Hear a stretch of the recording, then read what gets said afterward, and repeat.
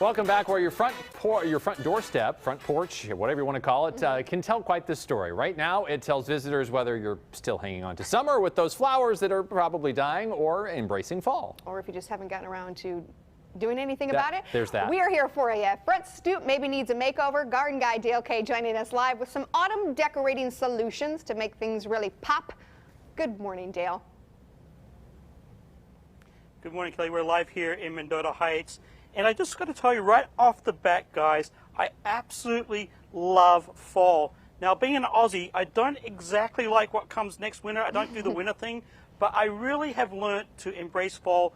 All the colors of nature are just so adorable, and in particular, they are very easy to decorate with, which makes it a lot of fun, especially when you mention making your home a little bit more inviting, not only for guests, maybe trick-or-treaters, but really just every time you pull up into your home and you see some beautiful fall color, there's really absolutely nothing beats it, and it's so easy to decorate with. Now I want to show you a picture of the before of this home that we're at here in Mendota Heights. It's a gray house, or grayish brick, and the great thing about a lot of fall decorating is that no matter really what color home you're in, there's a mum or a pumpkin that will look good next to it. But being such a gray kind of home, gray stone, I decided to use lots of whites and yellows to really make the front of the home pop. So back here live, here are some of the great things that you can find at your favorite local garden shop, or really you can even take a little walk in the park and pick up some cones or some fall leaves. I was going to do a little bit of landscaping, so I've got a couple of shrubs, but really mums and all the types of ornamental squash and pumpkins are really super easy decorating, and they're so impactful with color that you really don't have to spend a lot of time designing, or it's not like spruce tip pots where there's a lot of kind of fiddly bits of pieces to it, a little bit like container gardening. It's just kind of pop a couple of pumpkins on your front doorstep and then Bob's your uncle, away you go. So what I've done is, like I said, I was going to do a little bit of landscaping, so I thought, oh, how nice, how adorable would it be just to actually just use the hydrangeas for this season, pop them in a little plastic pot that I had in the garage, and then when this season's done or it starts to really get cold, I'll just bang them in the ground. They'll actually transplant quite fine. So I'm going to use the hydrangeas. And the other one I've got here too is some fall asters. These are actually perennial asters. There are some annual asters that you could use for decorating, but these are perennial. They're going to come back every year. And I'm going to do the same thing. I'm just going to pop them in some pots that I had in the garage and start to use those as well.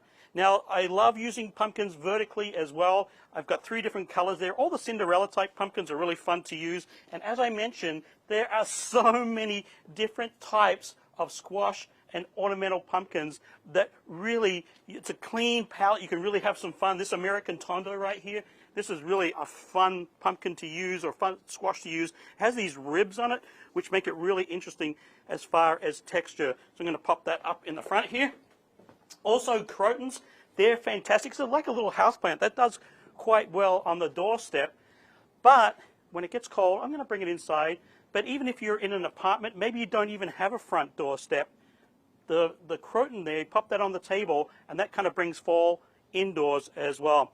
Now, another big decorating item that's out there is corn stalks. I've got some ornamental corn that's kind of adorning it there. That's actually flint corn. And a lot of people ask, is that edible? Is Indian corn or ornamental corn edible? Well, it actually is. It's got a really kind of a heavy starch outer layer and then some soft starch in the middle. It's livestock could eat it. Not my favorite eating corn, but it's great for decorating, and that hard, kind of that hard starch on the outside really allows it to dry uniform, so it always, always, always looks good. So I'm just going to pop this other hydrangea in. I've got the mums, these yellow mums. Oh, how nice is that? They've got a hanger on them. That makes for easy decorating. I'm actually going to cut those off. That looks a little chachi. We're going to be done with that.